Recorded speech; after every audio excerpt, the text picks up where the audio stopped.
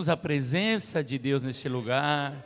O Senhor está trabalhando, está curando, está sarando, está libertando, porque esse é o trabalho dele, ele sempre faz isso. E o nosso trabalho é adorar, louvar e exaltar o nome do Senhor Jesus. Amém? Eu quero aqui fazer menção que o nosso apóstolo está em São Bento do Sul desde ontem, já está ministrando a palavra lá, por isso não está conosco, mas nós estaremos hoje, agora pela manhã, à tarde e à noite aqui, cultuando ao nome do Senhor Jesus. Amém, querida igreja? Por gentileza, pode tomar o seu assento. Quero também cumprimentar todos os irmãos de todas as partes que nos assistem pela live, que Deus possa estar abençoando você, abençoando a sua vida. Aleluia. Essa palavra que o Senhor colocou no meu coração, ela é uma palavra de ensino, e é uma palavra que a gente já conhece, mas que é sempre bom relembrar, e eu procuro pelo menos 2, 3 vezes ao ano trazer uma palavra, esse tema para a igreja. A palavra de Deus, queridos, é a única fonte de informação concernente às coisas além da morte. Por mais profundo que sejam as buscas, os estudos científicos, o homem não consegue decifrar e nem falar nada do além-túmulo. A ciência não consegue ir além, não sabe o que há depois da morte. A única autoridade que a gente pode confiar é a palavra de Deus, é a Bíblia. É a única autoridade que fala concernente ao futuro, ao que vem depois que nós passarmos desta vida, e para aqueles que estão em Jesus, para melhor. Mas aqueles que passam dessa vida sem Jesus, é para pior. Tudo que você queira saber sobre galardão, sobre a premiação que haverá depois da morte, está na palavra de Deus. Castigo, julgamento também, que haverá depois da morte, tudo isso está na palavra de Deus. E a Bíblia Sagrada, então, irmãos, é a única autoridade. Se alguém buscar de Deus, orar, pedir uma revelação, o Senhor pode dar, mas tudo já está escrito, já está detalhado o que acontece depois dessa vida. E eu quero dizer para você que o homem que mais falou sobre a realidade do inferno, o profeta que mais falou isso, foi o nosso Senhor e Salvador Jesus Cristo. Ninguém falou mais sobre o inferno, sobre a realidade do inferno, do que o Senhor Jesus. Esses dias eu estava dando uma caminhada ali na avenida, e passou algumas pessoas muito estranhas, muito esquisitas, contrárias à palavra de Deus, e eu fiquei pensando, que triste é não saber que Jesus é a salvação, que triste é não crer em Jesus Cristo, que triste é viver essa vida como se não houvesse amanhã, mas haverá um amanhã. Depois da nossa morte, haverá algo. E quando eu olhei para aquelas pessoas, o meu coração se angustiou, e o Espírito Santo falou: fala para o meu povo que eu estou para voltar. Fala para o meu povo que tem um inferno, que é preciso nesta vida andar em conformidade com a palavra de Deus. Aleluia! Desde que o Senhor Jesus desceu do céu, irmão, desde que Ele desceu, continuamente em seus sermões, Ele estava sempre se referindo ao inferno, sempre falava, Ele estava falando algum assunto, mas Ele falava sobre o inferno. A maior preocupação do Senhor Jesus é o inferno. O Senhor Jesus, Ele sabia o quão terrível é o inferno, Ele sabia o quão complicado é uma pessoa ir para o inferno, pois de lá nunca mais sairá. Se o inferno não fosse real, Jesus não precisaria ter morrido na cruz do Calvário. Se o inferno não fosse real, Jesus não precisaria ter descido da sua glória até este mundo caótico, destruído, para dar a sua vida na cruz do Calvário por mim e por você. Se o inferno não fosse real, Jesus não precisaria ter sido chicoteado, espancado, e a palavra diz, moído por causa das nossas transgressões. Ele não precisaria ter sido cravado na cruz do Calvário. Ele fez isso por amor a nós e para salvar-nos do inferno. Eu quero considerar com vocês nesta manhã algumas palavras do Senhor Jesus. Como eu vou ler rápido, você pode ler aqui em cima. Se você está anotando, anote também se você desejar. Eu quero ler contigo Mateus, capítulo 5, versículo 22. Diz assim a palavra: eu, porém, vos digo que qualquer que sem motivo se encolerizar contra o seu irmão, será réu de juízo. E qualquer que disser a seu irmão raca, será réu do sinédrio.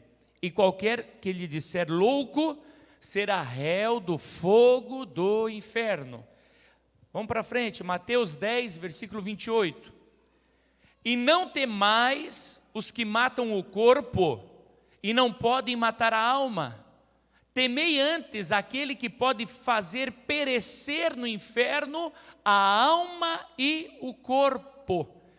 Tem gente que tem medo de morrer, que alguém te mate, ou seja um acidente, ou seja uma enfermidade, mas não se preocupa com a sua alma. O Senhor Jesus está dizendo assim: você deve temer a Deus, porque Ele pode matar o teu corpo e lançar a tua alma no inferno. É a Ele que você deve temer. Mateus 13, 41.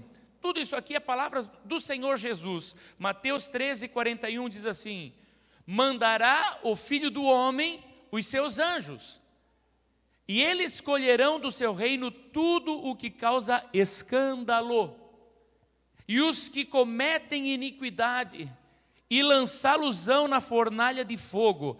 Ali haverá pranto e ranger de dente. Pessoas que causam escândalo, situações que causam escândalo. O Senhor Jesus está dizendo: eu vou mandar, porque o Filho do Homem é Ele mesmo, vou mandar os meus anjos, vão recolher o que causa escândalos, as pessoas que causam iniquidade, que vivem na iniquidade, e serão lançados no lago de fogo, serão lançados no local onde há pranto e ranger de dentes. Mateus 13, 49 diz assim: assim será na consumação dos séculos. Virão os anjos e separarão os maus de entre os justos, e lançá-los-ão na fornalha de fogo. Ali haverá pranto e ranger de dente.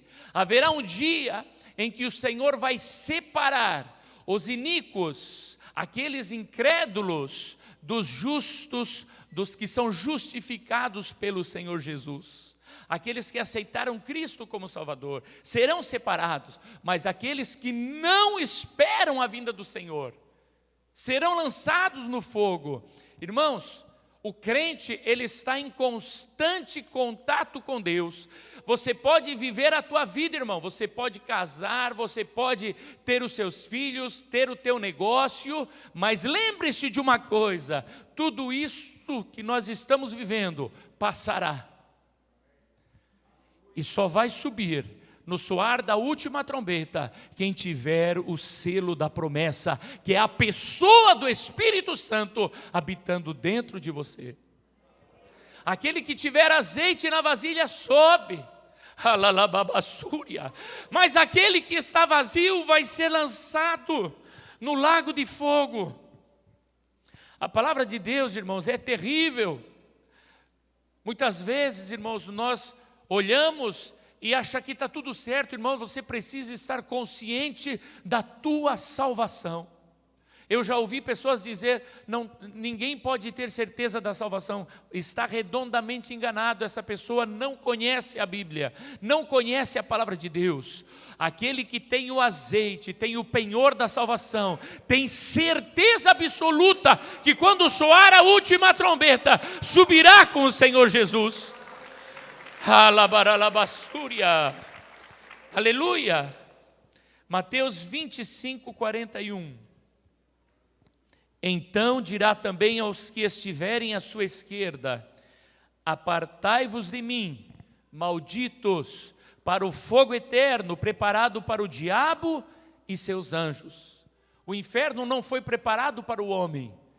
Deus não preparou o inferno para o homem, preparou para o diabo e seus anjos. Mas aqueles que querem andar com o inimigo, aqueles que amam este mundo, a Bíblia diz que aquele que ama este mundo constitui-se inimigo de Deus. Aquele que ama a pornografia, aquele que ama a idolatria, aquele que ama o adultério, a fornicação, aquele que ama a bebida, aquele que ama as drogas, aquele que ama a mentira, o roubo, o engano, a corrupção, essa pessoa ama o inimigo, ama as coisas que são malignas, será lançado junto com Satanás no inferno. Você precisa olhar a tua vida e fazer um exame. O que o meu coração anela? O que eu desejo? O que eu quero? O teu coração deve querer, acima de todas as coisas, o reino de Deus. Porque a palavra diz: buscai primeiro o reino de Deus e a sua justiça. As demais coisas vão acontecer. Irmão, você levanta pela manhã, o teu coração tem que dizer: Espírito Santo vai comigo. Você tem que sentir o calor do Espírito. Você vai fazer uma oração, já tem que sentir a presença do Senhor. Você tem que estar constantemente cheio da presença do Senhor. Vai trabalhar, aonde você estiver, a presença do Senhor tem que estar contigo. Aleluia. Mateus 25, 46. E irão estes para o tormento eterno, mas os justos para a vida eterna. Aleluia, aleluia. Põe a tua mão na tua cabeça e diga: lava-me, Senhor, da minha cabeça até os pés. Lava-me no teu sangue, Senhor. Purifica a minha vida, Senhor. Aleluia. A realidade mais terrível do universo, irmãos,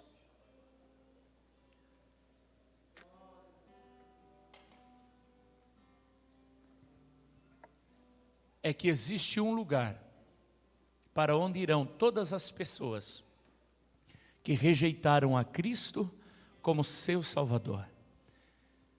A coisa mais terrível é que essas pessoas irão para um lugar aonde estará o diabo, os demônios e todos aqueles que se esquecem de Deus. E desse lugar nunca mais sairão por toda a eternidade. Alguém me perguntou nessa semana: pastor, mas será que Deus, sendo amor, não vai chegar um dia em que Ele vai extinguir, vai eliminar o inferno e eliminar aquelas pessoas? Irmão, a palavra de Deus, ela é real e verdadeira. O Senhor Jesus diz: para todo sempre, o fogo arderá continuamente, para todo sempre, e o verme não morre. O verme é o que vai se transformar a alma do ser humano, um verme que nunca vai morrer, vai estar consciente de todas as coisas, e não morrerá nunca, para toda a eternidade. E alguém diz: mas por quê? Sabe por quê, irmão? Porque o ser humano não pode morrer. O ser humano é a imagem e semelhança de Deus. Quando Deus soprou no ser humano a vida, fez do ser humano um ser eterno. Nunca morrerá. Quão terrível é ir para um lugar desse. Imagina, irmãos, você ser preso aqui, ficar 1 ano preso, ficar 10 anos preso. Se você começa a pensar isso, você já começa a entrar em agonia. Agora imagina você entrar num lugar, sede eterna, o fogo queimando, o diabo e seus demônios, e só gente que se esquece de Deus naquele lugar. e saber que nunca mais sairá de lá. É o mais terrível que pode acontecer. O Senhor fala que existem dois caminhos.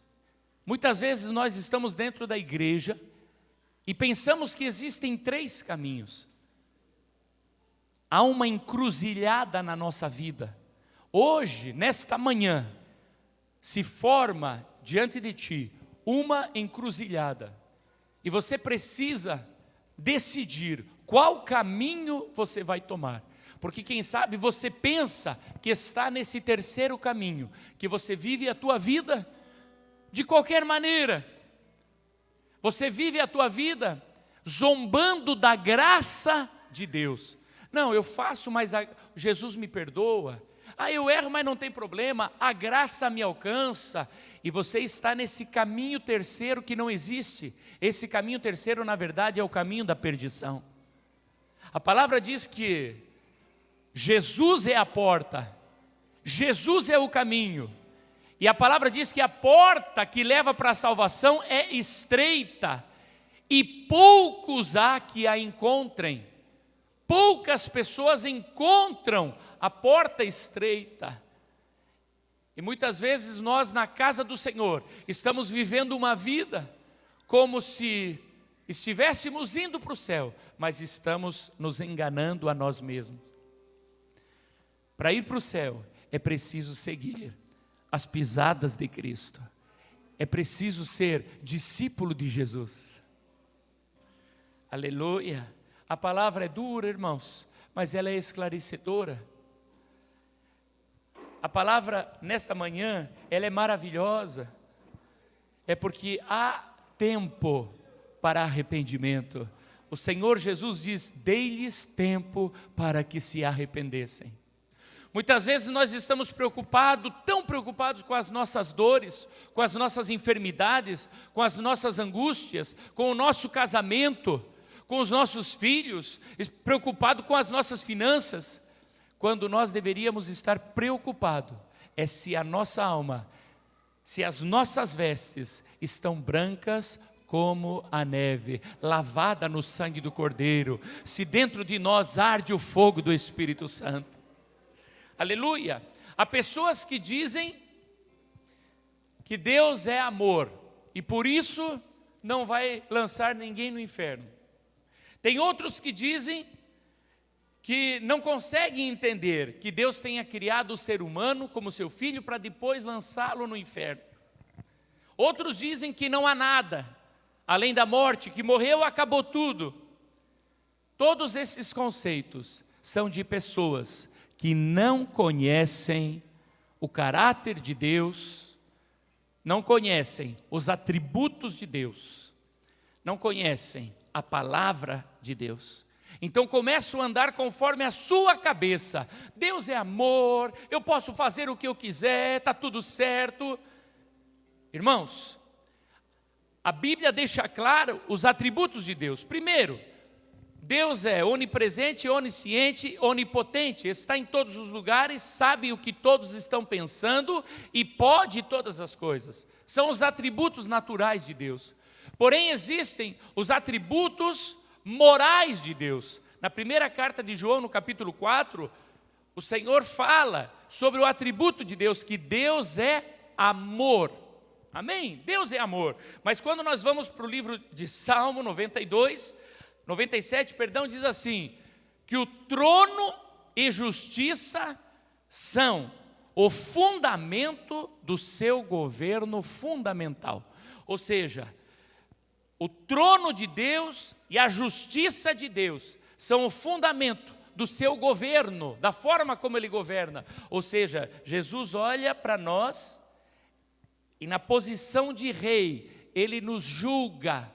A justiça de Deus não é a justiça do homem. Ele não nos julga segundo a nossa justiça, mas Ele nos julga segundo a sua justiça. Então Deus é amor, mas Ele também é justiça. Deus é amor, mas também é um rei severo. Estamos juntos, igreja? Aleluia. Eu vou dar um pequeno exemplo para você, como a justiça de Deus é diferente. Quando você lê Provérbios capítulo 6, você vai perceber que a justiça de Deus é totalmente diferente, porque diz assim: há 6 coisas que Deus aborrece, e a 7ª a sua alma abomina. Há uma diferenciação, 6 coisas que Deus se aborrece, mas a 7ª coisa a sua alma abomina. Coisas que Deus se aborrece: aquele que derrama sangue inocente, aquele que mata, e aí vai. Mas veja que para nós aquele que derrama o sangue inocente é terrível, mas a 7ª coisa que Deus não suporta, diz assim: aquele que causa contenda entre os irmãos. Isso Deus não suporta. Então a justiça de Deus é totalmente diferente da nossa. Para nós, chegar para alguém e falar mal de um irmão, está tudo certo. Para nós, chegar para alguém e matar, está errado. Quando alguém mata um inocente, Deus diz: eu me aborreço com isso, isso não está certo. Mas aquele que chega e começa a causar contenda entre os irmãos, Deus não suporta. É totalmente diferente. A justiça de Deus é diferente da nossa. Então você precisa começar a andar em conformidade com a justiça de Deus e não com a tua justiça, com a tua mente. Estamos juntos, irmãos? Olha só, Deus, Ele é santo, a sua misericórdia é santa, a sua graça é santa, o seu amor é santo, o seu conhecimento é santo, tudo em Deus é santo, tudo em Deus é diferente de nós, porque nós estamos corrompidos pelo pecado. Quando nós falamos de amor, o que o mundo hoje fala de amor? O amor vale tudo. 2 homens se amam, é amor. 2 mulheres se amam, é amor. Isso aí é amor? Não. Isso aí é corrupção. Isso daí é revoltar-se contra a natureza de Deus. O amor de Deus é santo. O amor de Deus, entre um casal que se ama, o amor de Deus está ali. Homem e mulher, macho e fêmea os criou. Estamos juntos, irmãos? Aleluia. Nós fomos criados, irmãos, também com esses atributos morais dentro de nós. Então o homem, ele sabe o que é certo e é errado. E para realizar algo errado, ele tem que lutar contra si mesmo. Escute, eu vou repetir. Deus colocou dentro de você a sua lei, a lei moral. Então você sabe o que é certo e você sabe o que é errado, mesmo que você não tenha lido a palavra de Deus. Mesmo que você não tenha lido nunca a Bíblia, dentro de você, você sabe o que é certo e o que é errado. E quando você vai praticar um ato errado, um ato iníquo, você precisa lutar contra você. Para mentir, você tem que fazer um esforço. E aí você faz um esforço de novo, e você começa a se tornar um mentiroso, e por fim, então, você se tornou aquele mentiroso, e é fácil a mentira para você. Mas as primeiras vezes que você começou a mentir, você teve que lutar contra você. Aquele que é adúltero, aquele que trai a sua esposa, trai a sua família, ele tem que lutar contra ele. A tentação vem, o diabo envia as suas tentações, mas quem cai é o homem. E aí o homem olha e ele diz: ah, minha esposa, ele pensa na sua esposa, ele pensa nos seus filhos, mas ele luta contra a moral de Deus que está dentro dele e comete o pecado. Estamos juntos? É assim ou não é assim? O homem sabe que tem que cultuar a Deus. A palavra diz: 6 dias trabalhará, mas no 7º descansa. No 7º fica com a tua família, no 7º vai à casa do Senhor, adora ao Senhor. Mas muitos no dia do culto luta contra aquele Espírito Santo que está falando com ele. Vai para a igreja. Não, hoje eu não vou. Luta contra a moral de Deus que está dentro dele. Nós fomos criados, irmãos, com o livre arbítrio. Você adora a Deus se você quiser. Você louva ao Senhor se você quiser. Você comete coisas erradas se você quiser. É livre arbítrio. Tudo isso, você faz o que você acha que deve fazer. Escute. Você decide se você quer beber ou ficar bêbado. Você decide, irmão, se quer adulterar ou não quer adulterar. Você decide se quer zombar desta mensagem e desacreditar, ou crer e tomar uma posição na tua vida. Você vai andar, vai caminhar como você quer nessa vida, mas eu quero ler um versículo contigo. Um dia o Senhor julgará todos os nossos atos. Eclesiastes capítulo 11, versículo 9.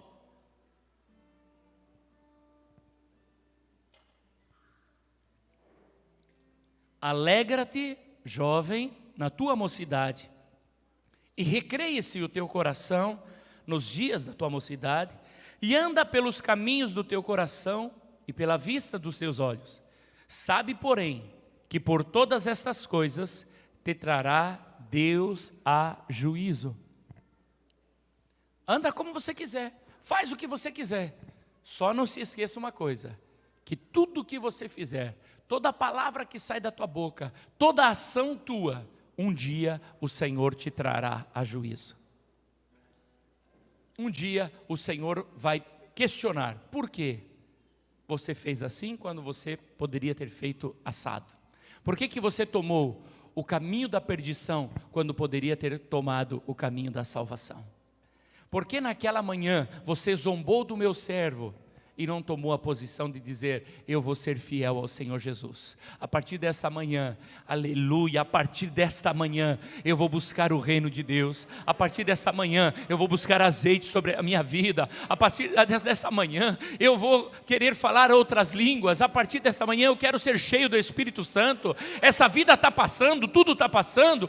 O meu pai já morreu, meu irmão já morreu. Se você parar para pensar, irmãos, quantos entes queridos da tua família já se foram, e você está vivendo como se fosse viver toda a vida nessa terra? Não vai, irmãos. Um dia todos nós vamos partir, e no dia da nossa partida é melhor que nós estejamos agarrados com o Senhor Jesus, cheio da presença do Espírito de Deus. Aleluia, aleluia. Mas para poder resistir ao diabo, é preciso, irmãos, a armadura de Deus. Não há como vencer o inimigo sem estar com a armadura. Onde o apóstolo Paulo fala aos Efésios. Não há como vencer sem a armadura de Deus. Meu pai contava uma história, eu já contei aqui, de um jovem na guerra, e durante a noite houve grande batalha, mas era primavera e pela manhã a brisa soprou, o clima estava agradável, não se ouvia tiro, não se ouvia gritos, e por alguns segundos, este soldado entrincheirado tirou seu capacete, porque aquele capacete é pesado, tirou seu capacete para descansar. E naquele silêncio ele começou a cochilar, mas de repente uma borboleta voando. E ele foi se levantando para ver aquela borboleta de perto. E quando a sua cabeça saiu para fora da trincheira, o soldado inimigo, à distância, estourou a sua cabeça. Muitas vezes nós, crentes em Jesus, tudo está bem na nossa casa. Temos dinheiro no banco, temos dinheiro no bolso, temos alimentos sobre a mesa, temos um bom carro, temos um bom trabalho, a família está saudável. É uma brisa. E aí você deixa de orar, deixa de cultuar, deixa de ler a palavra de Deus, deixa de buscar do Espírito. E aí você relaxa, e quando você menos espera, você é atingido por um dardo inflamado do diabo, a Bíblia diz. Um dardo inflamado do inimigo, toca você, uma paixão pela outra, uma paixão pelo outro, uma oportunidade de ter um dinheiro ilícito, fazer um negócio fraudando alguém. Há uma oportunidade de você mentir e sair para frente em alguma coisa. É um dardo inflamado, porque você baixou a guarda. E naquele momento você é atingido e pode ser destruído. Irmão, diga comigo, eu preciso da armadura de Deus. Abra Efésios capítulo 6 e 10. Diz assim: no demais, irmãos meus, fortalecei-vos no Senhor e na força do seu poder. Revesti-vos de toda a armadura de Deus, para que possais estar firmes contra as astutas ciladas do diabo. Porque não temos que lutar contra a carne e o sangue, mas sim contra os principados, contra as potestades, contra os príncipes das trevas desse século, contra as hostes espirituais da maldade nos lugares celestiais. Escute, o nosso inimigo é invisível. Irmão Rude, fica de pé, irmão Rude. Vem aqui, irmão Rude. Vou pedir para o senhor vir aqui um pouquinho. Irmão, dá uma olhada aqui, ó. Vira aqui, irmão Rude. Olha o tamanho do homem. O braço dele quase a minha coxa já aqui, ó.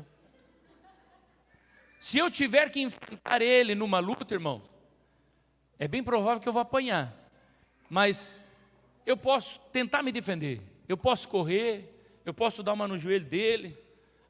Pelo menos uns tapas ele vai levar também. Um puxão de orelha. Porque eu não posso puxar o cabelo. Não é verdade, irmãos? Por maior que seja o teu inimigo, se você vê ele, você tem alguma chance. Mas o nosso inimigo, o inimigo das nossas almas, não é carne ou sangue. O teu inimigo não é aquele que se levantou contra você, o teu vizinho, a tua sogra, um parente. Ele não é teu inimigo. Ele é uma pessoa igualzinho você. Ele pode estar debaixo de influência maligna, mas aquele que quer destruir você, aquele que quer acabar contigo, que quer angustiar a tua vida, esse é o inimigo das nossas almas e você não o vê. E muitas vezes você lança a tua defesa contra a pessoa. Não quero mais andar com essa pessoa. Porque esse aqui só fala mal de mim. Esse aqui não, irmão. É um espírito que está agindo naquela pessoa. Mas ele deu lugar. Aí é outra história, irmão. Mas você precisa entender que se você quiser vencer, não é contra o carne e o sangue, mas é contra as hostes espirituais. Obrigado, Morrude. Aleluia. Olha só, eu quero falar para você sobre principados. Quem são esses inimigos que nos atacam, esse inimigo invisível? Diga comigo, principados. Diga de novo, principados. Principados são demônios poderosos que não agem diretamente na tua mente e nem na minha. Esse tipo de demônio, principado, ele age na mente dos governantes das nações, dos estados, da cidade. Principados é aquele demônio que entra na cabeça do governante e transtorna tudo. Eu vou dar um exemplo para você. Tem um candidato aqui, um candidato a prefeito da nossa cidade, que ele promove festas, né? Essa manhã conversava com o irmão, promove festa, promove funk, naqueles bailes tem droga, bebida, e esse candidato promove essas coisas. Que tipo de principado age na cabeça dele? É um principado maligno. Então, se ele chega ao governo, o que vai acontecer? Ele vai liberar tudo que é tipo de eventos dessa natureza. Esse principado já age na mente dele. Ele já está numa posição de autoridade. Ele vai liberar isso na nossa cidade. Mas se você tem um governo onde esse homem é temente a Deus, serve ao Senhor, o que ele vai favorecer? O que ele vai liberar na nossa cidade? Os cultos, as igrejas, a palavra de Deus nas escolas. Antes do nosso presidente atual, foi proibido entregar nas escolas e faculdades o Novo Testamento dos Gideões Missionários. Lembra dos Gideões Missionários, aquele livrinho que todo mundo já viu? Todos os anos, em todas as salas, para todos os alunos do nosso Brasil, era entregue um livrinho daquele. Os testemunhos são inúmeros, mas o governo anterior cortou. Não pode ler a palavra de Deus na escola, não pode falar de Deus na escola, não pode colocar esses gideões missionários na escola, mas pode e deve falar que todos têm direito à homossexualidade. Que tipo de principado agia na cabeça do governo anterior? É isso que você precisa entender. É contra esse tipo que nós lutamos. É contra esse tipo de principado. Você não vê, mas de repente os seus filhos estão lá na escola e o governo é um principado maligno agindo contra os seus filhos. Eu tenho que acelerar, senão nós não conseguimos terminar, irmão. Olha só, potestades. O que são potestades? A potestade, ela não ataca diretamente você. Potestade ataca o clérigo, ou seja, ataca a mente daqueles que são sacerdotes do Deus Altíssimo. Então você vê pastores que tiram a vida. O que aconteceu com isso? Uma potestade dominou a mente daquele pastor. Aí nós vemos agora altas autoridades da igreja cristã dizendo que o casamento homossexual é correto, que está certo, que é necessário. O que houve? Foi atacada a mente. Isso é potestade agindo. Aí você vê em algumas igrejas onde os pastores roubam a igreja, enganam as pessoas, são potestades agindo. Pastores que entregam uma mensagem para você: viva como você quiser, faça como você quiser, Deus te ama, Deus te perdoa. Tem um jovem que frequenta conosco, falou assim: pastor, é muito estranho porque eu sinto a presença de Deus aqui, e onde eu estava eu não sentia. Só que era muito doido, pastor, porque nós ensaiávamos sexta-feira na igreja, saíamos da igreja, íamos para a casa dos amigos e passávamos a noite inteira usando droga, bebendo e fazendo tudo que não presta, e domingo de manhã nós participávamos da Santa Ceia e o pastor dizia que está tudo bem. O que é isso? Potestades atacaram a cabeça daquele homem, daquele pastor, e ele contamina todo o rebanho. É contra isso que nós lutamos. Diga comigo assim: príncipes dominadores. Quando a Bíblia fala que nós temos que lutar contra os príncipes, está falando sim agora com demônios que atacam a nossa mente. E a Bíblia diz príncipes dominadores. Por quê? Ele domina a tua mente. E aí você não tem mais domínio. Você não quer fazer o que é errado, mas faz. Você não consegue mais se libertar, porque esse demônio, esse príncipe das trevas, dominou a sua mente. Aí a pessoa não quer mentir, continua mentindo, não quer adulterar, continua adulterando, precisa libertação. E por último, a Bíblia fala que os nossos inimigos invisíveis são as hostes da maldade. O que é hoste da maldade? É aquele espírito maligno que toca o teu corpo e adoece, enferma você. Aí você sente uma dorzinha aqui, aí você sente uma dor aqui, aí você sente uma dor aqui, e aí você sente uma dor aqui, e você diz: não, isso é não sei o quê, é não sei o quê. E a medicina dá nome para tudo, e a medicina tem que achar os nomes mesmo e tem que tentar resolver. Deus deixou a medicina. Porém, quem está causando a enfermidade em você é uma hoste da maldade. Você não vê. E como eu falei no começo, o ser humano, por mais que estude, ele não consegue ir além da morte. Ele não consegue adentrar no campo espiritual. Estamos juntos, irmãos? Diga comigo: a armadura tem que estar sobre a minha vida.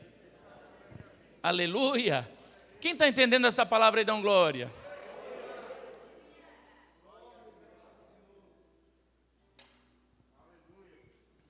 Efésios 6, versículo 13.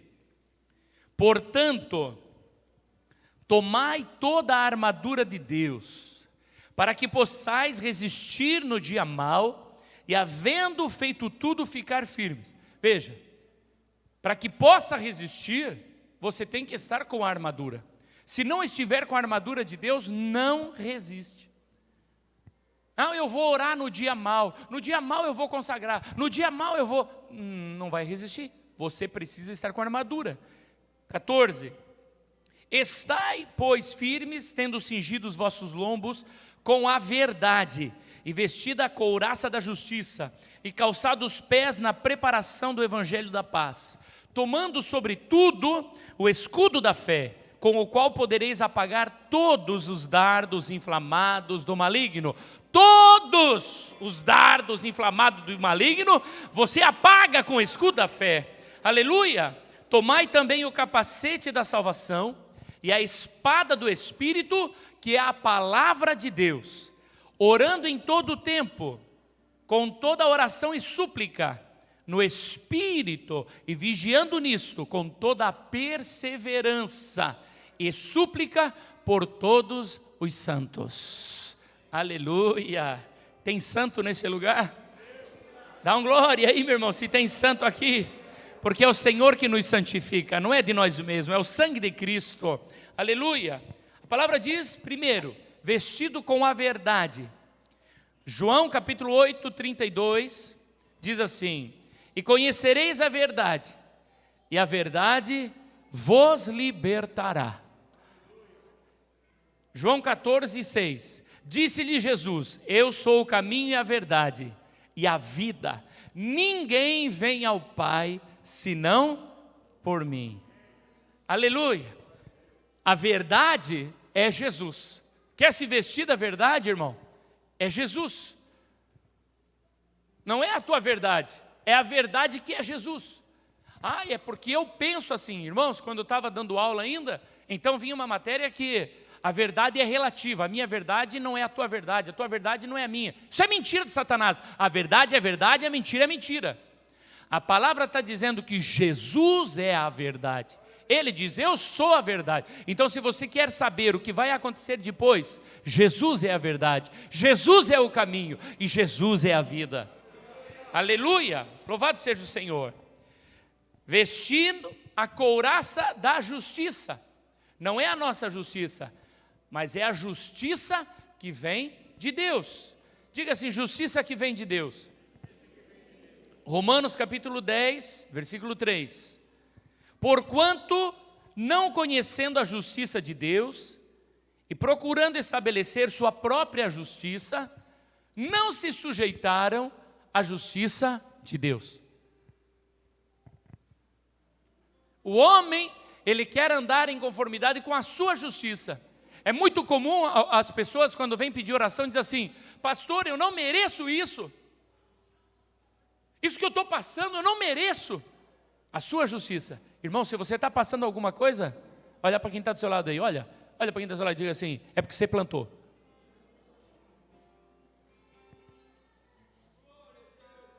Eu não mereço. Justiça de Deus não é a tua.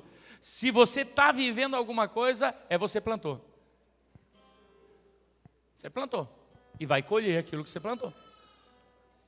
A justiça de Deus. E essa pessoa vai para o céu porque ele é tão boazinha. Pensa numa pessoa bacana. Não vai para o céu porque é boazinha, porque é bacana. Vai para o céu porque confessa Jesus Cristo como único e suficiente Salvador. Do contrário, não vai. A palavra do Senhor é sim, sim, não, não. O que passar disso é procedência maligna. Calçado os pés com o evangelho da paz. Então o crente está com a verdade, está com a couraça da justiça, é Jesus que me justifica, e agora calçado os pés com o evangelho da paz. Gálatas 1 e 6 diz assim: maravilho-me de que tão depressa passeis daquele que vos chamou a graça de Cristo para outro evangelho. Para outro evangelho. É comum, presta atenção, igreja, olha só, é comum isso. O apóstolo Paulo está falando: eu ganhei vocês para Jesus, eu ensinei o evangelho para vocês, mas agora chega alguém aí e fala um negócio diferente e vocês já estão procurando outro caminho. Tem gente que entrou nesse lugar, a vida estava destruída, andava todo torto, pela palavra de Deus foi transformado. Aí começa a procurar outra coisa. Estou cansado de ouvir o pastor, estou cansado de ouvir o apóstolo, ouvir o presbítero. Aí vai para a internet ouvir pregadores. Aí depois começa: não sei, mas é que o pregador falou não sei o quê. Mas é que o outro falou que isso. Recebeu o batismo com o Espírito Santo, falou outras línguas, como diz a palavra, foi cheio, mas de repente ouve: não, língua estranha é lá para o Antigo Testamento. Que Antigo Testamento é Novo Testamento. Mas então era só para o começo da igreja. Isso é loucura, isso não é ser cheio do Espírito. E aí o apóstolo diz assim: maravilho-me. Esse maravilho-me é assim: eu estou estarrecido com vocês, que tão depressa já estão no outro evangelho. Irmão, fica do jeito que Jesus te chamou. e em conformidade com a palavra. Ouça o teu pastor e confirme pela palavra de Deus. Se você tem dúvida, não vai para a internet. Se você tem dúvida, não vai em outra igreja. Se você tem dúvida, não vai no teu amigo. Se você tem dúvida, vai no teu pastor e diz: pastor, eu não entendo isso aqui. Eu não entendo quando a pessoa cai. Eu não entendo quando a pessoa começa a rir. Eu não entendo quando a pessoa começa a gritar. Vem falar comigo que eu vou te mostrar pela palavra de Deus. Tudo que acontece nesse lugar está basado na palavra de Deus. Aleluia. Aleluia. Filipenses 1:27. Somente deveis portai-vos dignamente conforme o evangelho de Cristo, para que quer vá e vos veja, quer esteja ausente, ouça acerca de vós que estáis no mesmo espírito, combatendo juntamente com o mesmo ânimo pela fé do evangelho. O que o apóstolo Paulo está escrevendo para os filipenses? Olha, vocês têm que andar em conformidade com o evangelho de Cristo. Se eu estiver junto com vocês, ou se eu não estiver junto com vocês, o comportamento de vocês deve ser o mesmo. Tem gente que quando o pastor chega, não fala palavrão. Quando o pastor chega, não conta piada estranha. Quando o pastor está presente, ama a esposa, ama o marido, cuida das crianças. Mas quando o pastor não está presente, não é a mesma pessoa. É isso que ele está dizendo. Não é para ser assim. Calce o evangelho da paz. Em todo tempo, seja crente em Jesus. Em todo tempo, seja luz. Em todo tempo, seja sal. Aonde você estiver, se você está em cima do púlpito, se você está ali, se você está no trabalho, se você está na escola, as pessoas olham para você e podem dizer: ali vai um servo de Deus, ali vai uma serva do Todo-Poderoso. O teu andar, o teu falar, tudo em você deve glorificar a Cristo Jesus. Aleluia. O escudo da fé, tomando sobretudo o escudo da fé. Por que tomar o escudo da fé? 2 Coríntios capítulo 5, versículo 7. A palavra diz: porque andamos por fé e não por vista. Pega a tua mãozinha direita assim, querido. Faz assim. Isso, é um escudo. Escudo da fé. O que é o escudo da fé? Você não anda pelo que você está vendo, você anda pelo conhecimento da palavra de Deus. A enfermidade veio e Jesus não cura, milagre não acontece, problema nas finanças chegou na tua casa, problema veio, começa a faltar as coisas, você puxa o escudo da fé e diz: não importa o que aconteça, não importa o que aconteça, porque o inimigo já começa a lançar os seus dardos. Adianta servir a Deus, está aí doente. Adianta ir lá na igreja, adianta orar, olha aí, está faltando as coisas. Adianta servir ao Senhor, olha aí, o teu casamento está se acabando. Você puxa o escudo da fé e diz assim: eu luto pela minha salvação, aconteça o que acontecer, eu não deixo Jesus por nada, eu não largo Jesus por nada, porque tudo isso aqui vai passar, e daqui um pouquinho eu estarei para sempre com Cristo Jesus. Aleluia. Abba, Pai, louvado seja o Senhor. Toma o capacete da salvação. Coloca o capacete da salvação. Se o crente não coloca essas coisas, essa armadura, irmão, depois você deve ler Efésios 6 na tua casa e estudar esse texto. Capacete da salvação, Hebreus capítulo 12, versículo 2, diz assim: olhando para Jesus, autor e consumador da fé, o qual pelo gozo que lhe estava proposto, suportou a cruz, desprezando a afronta, e assentou-se à destra do trono de Deus. O que é o capacete de salvação? Olha para Jesus. Olha para Jesus. O que Jesus fez? Ele sabia que ele ia enfrentar a cruz, mas ele desprezou o sofrimento da cruz. Não importa. Estou nem aí se eu sofrer, porque o importante é o que vem depois, a glória que me espera. Você precisa colocar o capacete da salvação e desprezar o escárnio. Você tem que ser crente. Irmão, sabe, lá no teu trabalho, na hora do almoço, estão todos os teus colegas, você pega o teu almoço e você vai dizer assim: Senhor Jesus, eu te agradeço, Pai, por este alimento, eu te louvo. Obrigado, Senhor, porque o Senhor é que me sustenta, a minha casa. Eu peço que abençoe esse alimento, abençoe as mãos que prepararam, abençoe os meus companheiros. Você está vestindo o capacete da salvação. Agora, se você chega lá, na hora do almoço, todo mundo começa a comer igual uns desregrados, e você também já entra junto, e não ora, você não colocou o capacete da salvação. Você não coloca, você tem vergonha. Irmão, quando você deixar claro para todos que você é crente em Jesus, o teu comportamento começa a mudar. Quando todos veem na tua cabeça, o capacete da salvação, esse daí é salvo. Há uma proteção, irmão. Aconteça o que acontecer, visto o capacete da salvação, olha para Jesus, que Jesus também enfrentou a cruz. E o Senhor Jesus disse assim: no mundo tereis aflições, mas tende bom ânimo, eu venci o mundo. Então, se você está em aflição, olha para Jesus e diga: o Senhor já me avisou que nós teríamos aflições, mas Ele venceu e eu também vou vencer em nome de Jesus. Aleluia! Hebreus 5:9, sendo Ele consumado, veio a ser a causa da eterna salvação para todos os que lhe obedecem. O Senhor Jesus é a causa da tua salvação, porque Ele desprezou o sofrimento da cruz. Quando fala desprezou, significa que Ele não levou em conta. Ele falou: não vou sofrer, vou, mas eu vou salvar o Elianai, eu vou salvar o João, eu vou salvar a Ana, eu vou salvar o Jobs. Olha para ele e diga: se Jesus fez isso por mim, eu não me importo de sofrer pela causa de Cristo. Aleluia! A espada do Espírito. Depois que você tem o capacete, você precisa ter a espada do Espírito. E o que é a espada do Espírito? Nós acabamos de ler, é a palavra de Deus. Diga assim: a palavra de Deus. Diga de novo: a palavra de Deus. Olha o que diz, 2 Coríntios 6:7. Olha só que palavra maravilhosa. Na palavra da verdade, no poder de Deus, pelas armas da justiça, à direita e à esquerda.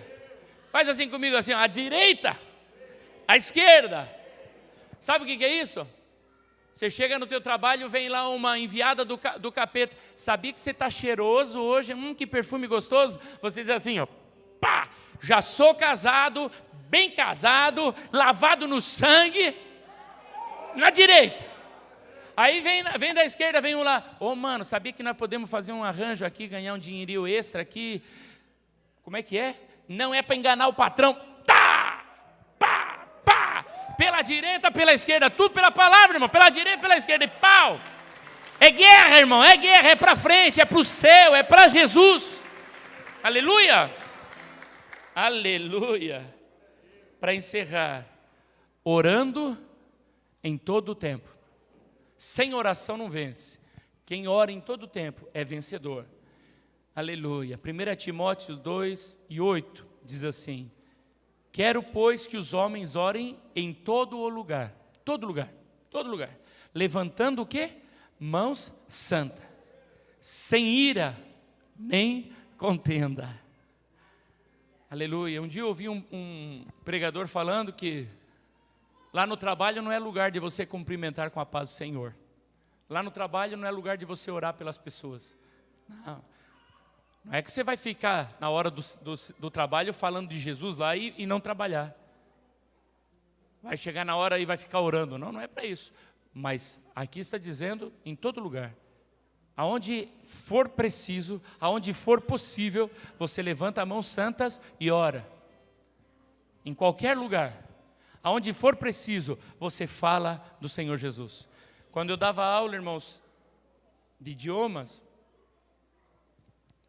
então foi falado que não podia falar nada que não fosse da aula. Eu falei, amém.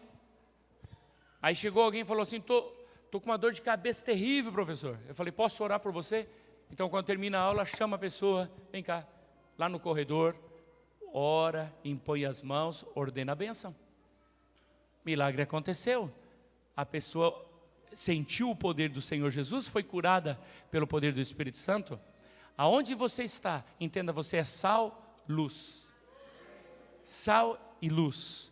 Você precisa iluminar a vida das pessoas, mostrar o caminho que é Jesus. E aquilo que está errado, você precisa salgar. Sabe o que é salgar? Salgar não é bom, irmão. Salgar não é bom. A pessoa está fazendo coisa errada, você diz, isso aí não está certo. Deus não se agrada disso. Você precisa salgar. Amém? Fique de pé, igreja amada do Senhor Jesus. Aleluia.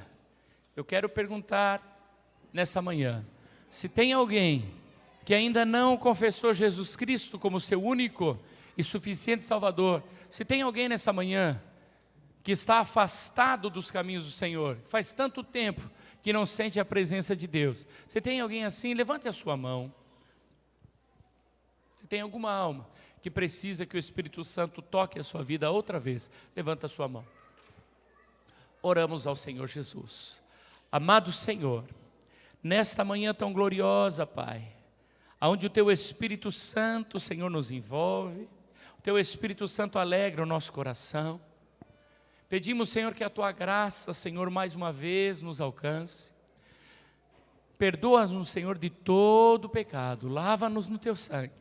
E que possamos, Senhor, a partir deste momento, buscar incessantemente o Teu reino, buscar a Tua presença, o calor do Teu Espírito, possamos ser cheios do Teu azeite. Aleluia, há poder em Ti, há poder no Teu sangue. Tu és o mesmo ontem, hoje e eternamente. E a Tua graça, Senhor, está sobre nós. E o Teu poder está curando, está sarando, está libertando, Senhor, de todo o principado, de toda a potestade, toda a hoste da maldade, Senhor, caia por terra. E sobre a Tua igreja, a Tua mão sarando. Aleluia. Adore ao Senhor Jesus. Glória a Deus. Seu amor tem derramado em meu coração. Não sei como agradecer-te tudo que fizeste a mim.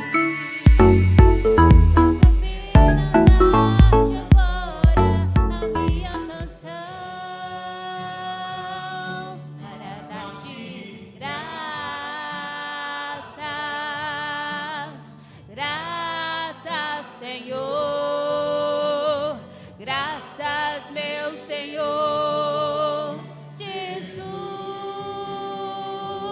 para dar-te graças.